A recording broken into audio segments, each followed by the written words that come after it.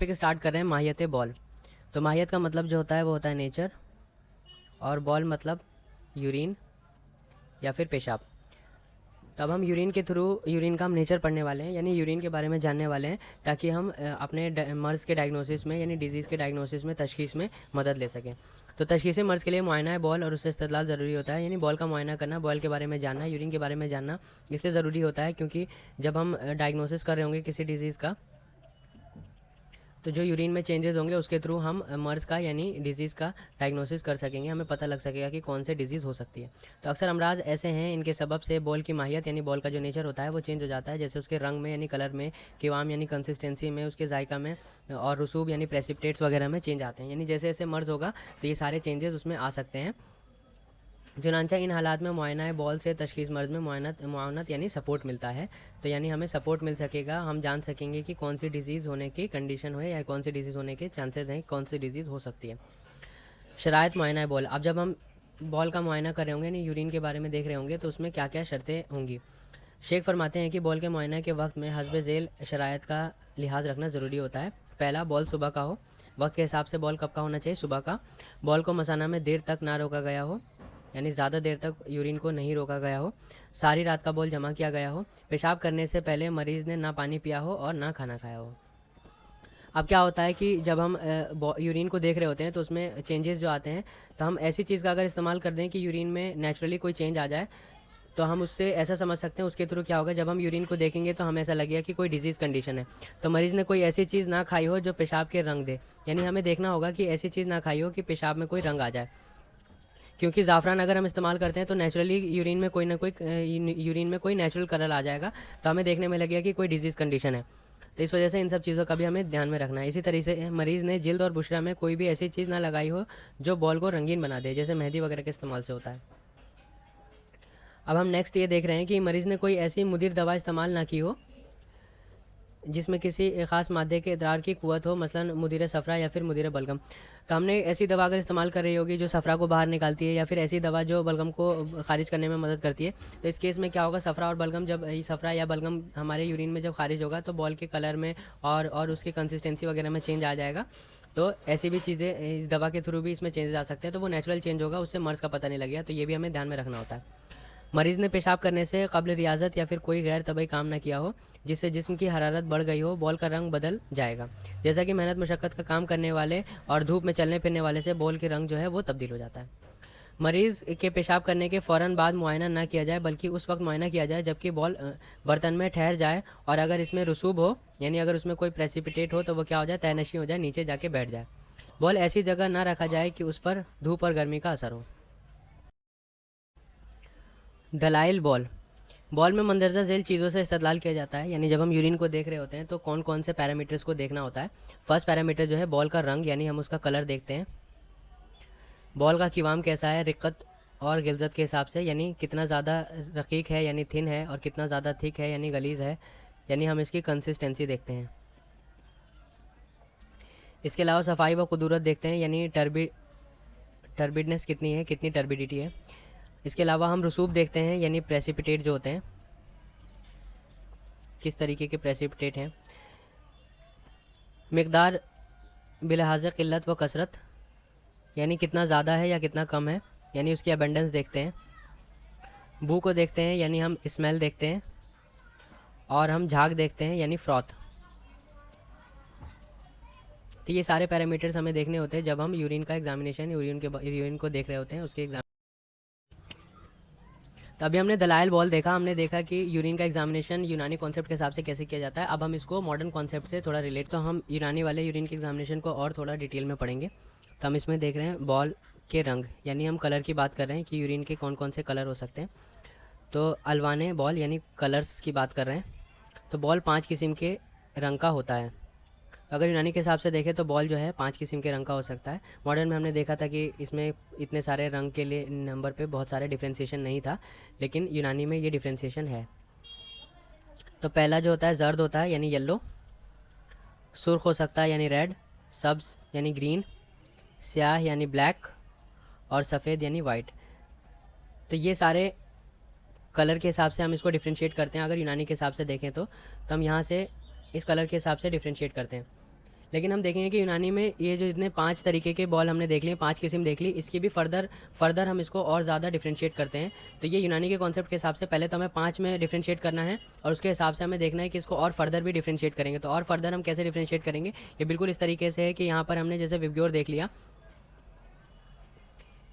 लेकिन हम देखते थे कि इसके अलावा जो एक स्पेसिफिक कलर होता है, जैसे हम येलो को ले रहे हैं तो इसकी जो है फर्दर शेड्स होती हैं, तो हम उसी तरीके से और ज़्यादा फर्दर डिवाइड करेंगे। इस वीडियो में इसको नहीं देखेंगे, लेकिन हम बस इतना समझ रहे हैं कि फर्दर डिवीजन कैसे होगा। तो जैसे हम येलो को ही देख रहे हैं तो अब येलो के यहाँ पे शेड्स आ गए, यानी जो हम एक कलर इसके डिफ्रेंशिएशन में देखेंगे उसी के डिफरेंट डिफरेंट शेड्स हो सकते हैं।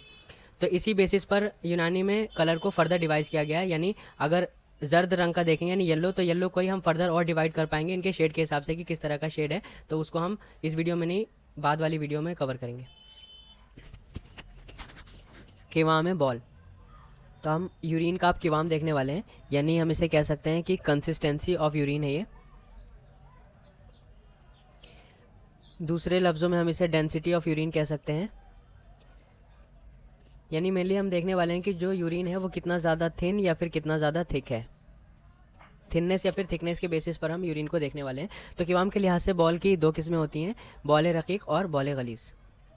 तो सबसे पहले हम देख रहे हैं बॉल रकीक, यानी ऐसा यूरिन जो थिन कंसिस्टेंसी का हो। अब ये होता क्या है कि अगर कारूरा निहायत रकीक हो तो हर हालत में इब्तिदा या फिर तजदीद इस अमर पर बताता है कि मवाद में नुज़ नहीं हुआ है, यानी जो मवाद है उसमें मैचुरेशन जो है इसका इनकम्प्लीट है।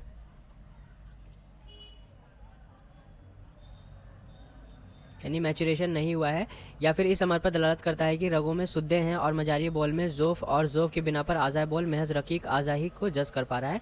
यानी जो डक्ट्स हैं उनमें क्या हो चुका है, ज़ोफ़ यानी कमज़ोरी हो चुकी है। तो क्योंकि वीकनेस आ चुकी है, कमज़ोरी हो चुकी है, तो जो उसका फंक्शन है वो सही से नहीं कर पा रहा है, तो इस वजह से बॉल जो है वो रकीक हो गया है। या फिर इस अमर को बताता है कि पानी बकसरत पिया गया है, ज़्यादा पानी पीने की वजह से भी थिन हो जाएगी इसकी कंसिस्टेंसी। और इस अमर को बताता है कि मिजाज नहायत बारिद है और इसके साथ यबूसत है, तो बारिद और यबूसत के बारे में ही बताता है। यानी हम इसमें से 3 चीज़ें, अगर हमारे पास में जो यूरिन आ रहा है वो थिन कंसिस्टेंसी का है, तो हम इसको मेनली 3 चीज़ों में देख सकते हैं कि पहला, इसमें नुज़ नहीं हुआ है, कंकॉक्शन नहीं हुआ है, मैचुरेशन इसका कंप्लीट नहीं हो पाया, तो इस वजह से बॉल जो है रकीक है। सेकंड, ऐसा हो सकता है कि वीकनेस की वजह से अपना जो काम है वो सही से नहीं कर पा रहा है, तो बॉल रकीक रह जा रहा है। और हम ये भी देख सकते हैं कि ज़्यादा पानी पीने की वजह से हो सकता है। चौथा केस ये भी हो सकता है कि मिजाज में नहायत बारिद और यबूसत अगर होगी तो भी बॉल रकीक हो सकता है। इसके अलावा अब हम बच्चों से रिलेट करते हैं कि बच्चों में कैसा यूरिन होगा। तो बच्चे ज़्यादा मरतूब होते हैं और चूँकि बच्चों में नशोनुमा यानी ग्रोथ होता है, ग्रोथ के लिए ज़्यादा मवाद की ज़रूरत होती है, इसलिए बच्चों के बदन रतूबत को ज़्यादा जज्ब करते हैं, इसलिए कारूरा गलीज़ हो जाता है। तो बच्चों का कारूरा क्या होगा, गलीज़ होगा। अब सेकंड हम देख रहे हैं गलीज़, बॉल रकीक के बाद हम बॉल गलीज़ देखेंगे। तो इसकी कंसिस्टेंसी कैसी होगी, इसकी कंसिस्टेंसी जो होगी वो थिक होगी। तो नहायत गलीज़ कारूरा अक्सर औकात नुज़ पर दलालत करता है। तो जैसा हमने पीछे देखा था कि रकीक में जो है नुज़ नहीं हुआ था, मैचुरेशन नहीं हुआ था, लेकिन क्योंकि यहाँ पर गलीज़ है तो इस वजह से यहाँ पे नुज़ जो है कंकॉक्शन हो चुका होगा। और बाज़ औकात इस बात पर भी बताता है कि गलीज़ कवाम के अखलात नुज़ पाकर खारिज हो रहे हैं, यानी जो गलीज़ कवाम हो गए, ऐसे अखलात जो गलीज़ मादे के होंगे, गलीज़ उनकी कंसिस्टेंसी होगी, वो बॉल में जाएंगे तो बॉल को भी वो क्या करेंगे, गलीज़ कर देंगे, यानी यूरिन को भी वो थिक कर देंगे, जैसा कि हमनाते खिल्दिया के इंतहा में होता है। या इस अमर को बताते हैं कि पुख्ता औराम, यानी जो औराम हैं, जो स्वेलिंग्स हैं वो फूटे हैं, क्योंकि गलीज़ मवाद के औराम जब फूटते हैं तो कारूरा के कवाम में गलीज़ कर देते हैं। यानी जब भी औराम होगा वो फूटेगा तो क्या होगा, वो उसके अंदर जो भी मवाद होगा उसको बाहर करने के लिए यूरिन का सहारा लेगा, तो यूरिन में जब वो मवाद पहुंचेगा तो यूरिन भी गलीज़ हो जाएगा। अब हम देख रहे हैं बॉल में जो झाग होती है, यानी जुबतुल बॉल में जो झाग है, यानी फ्रॉथ की बात कर रहे हैं। तो सबसे पहले ये देखेंगे कि इसका कॉज क्या होता है, किसकी वजह से फ्रॉथ बनता है। तो झाग की पैदाइश रुतूबत से और रीह से होती है, जो पेशाब के साथ में कारूरा में खारिज होती है। तो 2 इसकी वजूहत हो सकती हैं, एक तो रुतूबत और एक रीह यानी एयर। तो ये 2 चीज़ें ऐसी हो सकती हैं जिनकी वजह से झाग बनेगा। अब झाग के रंग से इस्तदलाल, यानी कलर के हिसाब से हम क्या समझ सकते हैं। तो अगर झाग स्याह या फिर अशकर यानी सुर्ख व जर्द रंग के दरमियान हो, तो ये जो कलर होता है ये सुर्ख और जर्द रंग के दरमियान होता है। तो ये दोनों कलर अगर होते हैं तो हम इससे, तो ये यरकान को बताता है। यरकान अगर स्याह है तो इसमें झाग का रंग स्याही माइल होगा, और यरकान जर्द है तो इसमें अशकर की तरफ थोड़ा सा माइल होगा। अब दूसरा देख रहे हैं कि झाग के छोटे व बड़े होने पर इस्तदलाल। झाग बड़ा होना मादा की लुसूजत को जाहिर करता है, यानी अगर मादे में स्टिकीनेस होगी, थोड़ी सी स्टिकी सा मादा होगा, तो ये क्या होगा, झाग जो है बड़ा होगा। झाग की कमी है ज़्यादती, ये किस बात पे, तो झाग की ज़्यादती मादा की लुजूजत यानी उसमें अगर स्टिकीनेस है और रिहा की कसरत पर दलालत करती है। तो जैसा अभी हमने देखा था कि रिह की वजह से और रुतूबत की वजह से झाग बनती है, तो अगर मादे में लुजूजत होगी और दूसरा उसमें रिहा होगा तो फिर इसमें क्या है, झाग है ज़्यादा बनेगा। और झाग की कमी इसके बरखिलाफ यानी इसकी उल्टी होगी, तो अगर उल्टा केस होगा तो झाग जो है कम बनेगा। अब झाग जो है वो बदेर या फिर बसूरत टूटता है, यानी टूटने कैसे झाग टूट रहा है, तो इस बेसिस पर अगर हम देखना चाहेंगे तो अगर झाग देर में टूटे तो मादा के लैसदार होने की अलामत होगी, यानी लैस पाया जाएगा, स्टिकीनेस होगा। और अगर मादा लैसदार नहीं होता है तो झाग बसहूलत टूट जाती है। रसूबे बॉल यानी जो यूरिन होता है उसमें जो सेडिमेंट्स होते हैं उनके बारे में हम पढ़ेंगे, या फिर हम इसको डिपॉजिट्स बोल सकते हैं। ततिबा रसूब का लफ्ज़ महज अशिया पर इस्तेमाल नहीं करते जो कानून में तयनशी हो जाए, यानी सिर्फ उन चीज़ों पर ही ये इस्तेमाल नहीं करा जाता है रसूब का वर्ड जो तयनशी हो जाए यानी नीचे बैठ जाए, बल्कि हर उस जौहर पर इस्तेमाल किया जाएगा जिसका कवाम पानी से ज़्यादा गलीज़ होगा, यानी जिसकी कंसिस्टेंसी पानी से ज़्यादा गलीज़ होगी और वो मुमताज़ और अलग नज़र आ रहा होगा। तो दो कैरेक्टरिस्टिक्स होने चाहिए रसूब के लिए, पहला वो पानी से ज़्यादा गलीज़ होगा और दूसरा जो है वो मुमताज़ और अलग नज़र आ रहा होगा। अब वो जौहर चाहे सतह पर तैर रहा हो यानी ऊपर की तरफ हो, वस्त में हो यानी बीच में हो, या फिर तैनशी हो जाए, बैठ जाए, सबके लिए। तो यानी जो सेडिमेंट्स वर्ड जो हम यूज़ कर रहे हैं इंग्लिश में वो इसका एग्जैक्ट टर्म नहीं है, लेकिन इसको समझने के लिए हम इसे यूज़ कर सकते हैं।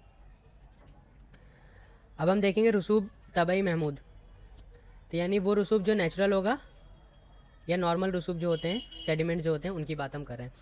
तो वो है जो तबई हज़म और नूज़ पर दलालत करता है। तबई रसूब की रंगत सफ़ेद होती है। कारूरा के ज़ीनी हिस्से में तैनशी होता है, यानी नीचे की तरफ ये बैठ जाता है और इसके अज़ा मुतसिल, मुतशाबे और मुस्तवी होते हैं, यानी एक दूसरे से मिले हुए होंगे और सिमिलर होते हैं, एक दूसरे से सिमिलर होते हैं। तो ये क्या बताएगा, जो रसूब तबई होता है यानी नॉर्मल और नेचुरल रसूब जो होता है वो तबई हज़म को बताता है, यानी जो नेचुरल जो डाइजेशन है उसे रिलेट करेगा, और ये नूज़ पर दलालत करता है यानी कॉन्कॉक्शन पर दलालत करता है। और ये कारूरा क्या होगा, ज़ीनी हिस्से में यानी नीचे की तरफ तैनशी हो जाएगा, बैठ जाएगा, और इसके जो अज़ा होंगे वो एक दूसरे से सिमिलर होंगे, मुतशाबे होंगे। अब हम देखेंगे पीप और रसूब में क्या फ़र्क होता है। तो जो पीप होता है उसमें बदबू होती है और रसूब में बू नहीं पाई जाती है। तो ये एक इंपॉर्टेंट पॉइंट हो जाता है कि जो पस होगा, पीप होगा, उसमें बदबू होगी और रसूब में ऐसी बू नहीं पाई जाएगी। रसूब जो होता है, रसूब जय्यद जो है वो खफीफ़ और लतीफ़ होता है, यानी ऐसा हम समझ सकते हैं कि ये हल्का होगा, और जो पीप और बलगम होंगे वो शकील होंगे, भारी होंगे, यानी हैवी होंगे। तो एक डिफरेंस हमने देख लिया कि जो रसूब होगा वो रसूब जय्यद जो होगा खफीफ होगा, हल्का होगा, लतीफ़ होगा, और जो पीप और बलगम जो होंगे वो शकील होंगे, थोड़े हैवी होंगे। अब हम गैर तबई रसूब के बारे में पढ़ने वाले हैं, यानी एबनॉर्मल सेडिमेंट्स के बारे में, यानी वो सेडिमेंट जो रसूब जो नॉर्मल नहीं होंगे तो उनको हम एबनॉर्मल सेडिमेंट्स कहेंगे। इनके अक़साम क्या क्या होते हैं, पहला जो है वो रसूब खुराती है, यानी जो फ्लेकी सेडिमेंट्स होते हैं, फ्लेक्स की तरह होंगे। इनकी भी डिफरेंट किस्म है, तो वो एक एक करके हम देखते हैं। पहली किस्म जो है नुखाली यानी भूसी की तरह, तो ये भूसे की तरह होगा। जो ग्रेन्स होते हैं उनके ऊपर जो छिलके होते हैं ये उनकी तरह होंगे, इसको हस्क बोल सकते हैं, हस्क की तरह होंगे। करसनी यानी मटर के मानिंद, जिसकी रंग जो है जर्दी माइल होगा, यानी थोड़े से येलोइश होंगे ये।